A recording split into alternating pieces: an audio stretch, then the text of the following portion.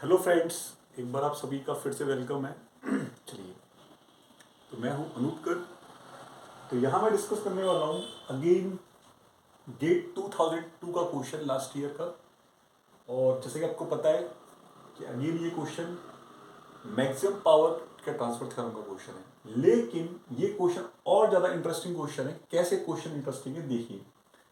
यहाँ पर आपको एक सर्किट दिया हुआ है जिसमें कि एसी सोर्स दिया हुआ है, वोल्टेज है ना।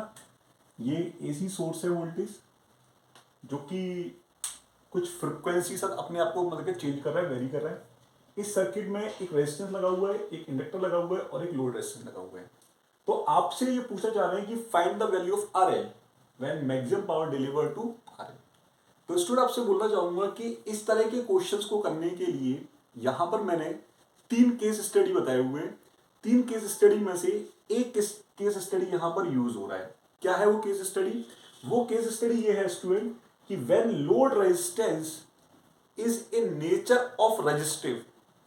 When load resistance is in nature of resistive, तो यहां पर ये जो लोड रेजिस्टेंस है ना, ये रेजिस्टिव नेचर का है। आपको दिख रहा है रेजिस्टिव नेचर का है, क्लियर है। तो बेसिकली जब हम एसी सोर्स की बात कर लेते हैं मैक्सिमम पावर ट्रांसफर थ्योरम के अंदर, तो वहां पर लोड रेजिस्टेंस निकालने के लिए हमें केस स्टडी करनी होती है कि लोड हमारा किस टाइप का है ना। लोड हमारा कॉम्प्लेक्स है, लोड हमारा रेजिस्टिव नेचर का है, लोड वेरिएबल है, वगैरह वगैरह। तो यहां पर आपको दिख रहा है कि load is resistive nature, load is purely resistive, purely resistive. और जब ये लोड प्योरली रेजिस्टिव होता है तो हमें बताया गया है कि वैसे तो R L is equal to R T H होता है। आर एल जो है आर टी एच के इक्वल होता है। यदि मैं यहां से इस आर एल को रिमूव कर दूं और यहां से मैं देखूं आर टी एच, तो उस आर टी एच के बराबर होता यदि ये एसी सोर्स नहीं होता, तो यदि ये डीसी सोर्स होता तो। लेकिन ये एसी सोर्स है, तो फिर यहां पर हम बजाय आर एल बोलने के हम इसको बोलते हैं R L is equal to Z T H. Z T H is what? Total impedance, है ना। आरटीएच ना बोलते हुए हम इसको बोलेंगे जेड टी एच, इंपीडेंस, है ना। तो इंपीडेंस के अंदर रेजिस्टिव नेचर भी आता है और इंडक्टिव या फिर क्या कैपेसिटिव नेचर भी आता है। मतलब कहने मतलब यह है कि रियल पार्ट के साथ साथ इमेजनरी पार्ट का भी कंसिडरेशन किया जाता है। तो यहां पर जो आप जेड निकालते हैं वो बेसिकली किसके बराबर होता है? आर टी एच प्लस जे एक्स टी एच के बराबर होता है। तो यहां पर आरटीएच तो आपको दिख रहा है कि रियल पार्ट जो होगा वो आरटीएच होगा, लेकिन जो एक्सटीएच है वो आपका इमेजनरी पार्ट वाला है। इमेजनरी पार्ट वाला है, दैट मीन्स वो इंडक्टिव नेचर का होगा या फिर कैपेसिटिव नेचर का होगा, है ना, जो भी है।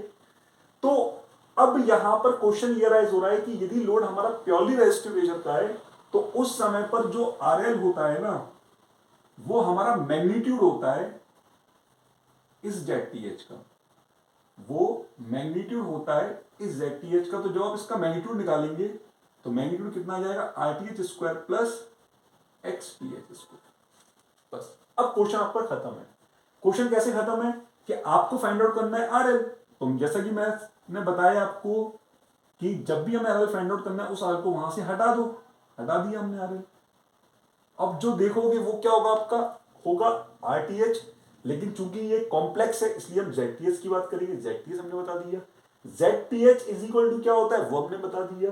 अब ये आर एल के साथ क्या रिलेशन मेंटेन करेगा, इसके लिए हम पीछे गए तो पता चला कि जो लोड है वो प्योरली रेजिस्टिव टाइप का है। इसका मतलब हमने इसका मैग्नीट्यूड निकाल लिया। फाइनल, फिनिश, ठीक है।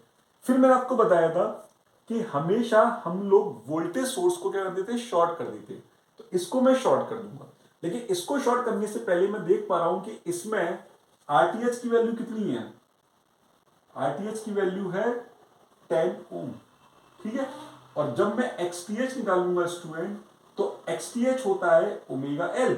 यदि इंडक्टर है तो ओमेगा एल होगा, और यदि कैपेसिटर होता, यदि कैपेसिटर होता तो 1/ओमेगा सी लिखते हैं हम लोग। अब यहां पर ओमेगा एल है तो हमें ओमेगा की रिक्वायरमेंट होगी। तो आप देख पा रहे हो कि यहां से ओमेगा की वैल्यू कितनी है? 10 है या नहीं है? Cos omega T, cos omega T, that means omega equal to कितना हो गया? 10 हो गया। तो यहां से मैं एक्सटीएच निकाल लेता हूं। एक्सटीएच मेरा कितना आ गया? 10 इंटू एल की वैल्यू कितनी है student? 1 Henry. That means again 10। और उसके बाद मैंने इसको कर दिया शॉर्ट सर्किट। तो बेसिकली शॉर्ट सर्किट तो पहले ही करना था हमें, लेकिन मैंने ओमेगा को दिखाने के लिए आपको लास्ट तक उसको रोके रखा। तो जब यहां से देखोगे तो केवल आपको आरटीएस दिख रहा है, केवल आपको एक्सटीएस दिख रहा है। एक्सप्रेशन आया या नहीं आया? और आपका लोड प्योरली रेजिस्टिव टाइप का है, इसलिए मैंने इसका ले लिया मैग्नीट्यूड। मैग्नीट्यूड लेने के बाद मुझे आरटीएच और एक्सटीएस की रिक्वायरमेंट वो मैंने आपके सामने रिप्रेजेंट कर दी है।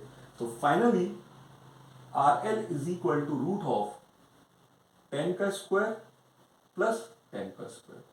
तो क्या ये 200 नहीं हो गए?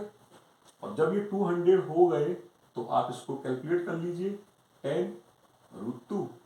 तो आपको पता है √2 की वैल्यू कितनी होती है? 1.41 something. That means R L is equal to कितना हो गया? 14.1 ओम। तो ये है मेरा इस क्वेश्चन का आंसर। तो अभी तक हमने क्वेश्चन जो देखे थे लास्ट ईयर के, उन क्वेश्चन में हमने डीसी सोर्स को लेके बात की थी, तो हमने वहां पर इजीली उसको सॉल्व कर लिया। लेकिन यदि आपका एसी सोर्स आ जाए तो फिर आप कैसे डील करोगे? क्योंकि एसी में फ्रिक्वेंसी होती है, फ्रिक्वेंसी है, इसका मतलब उसमें इमेजिनरी टर्म भी कंसीडर होगा।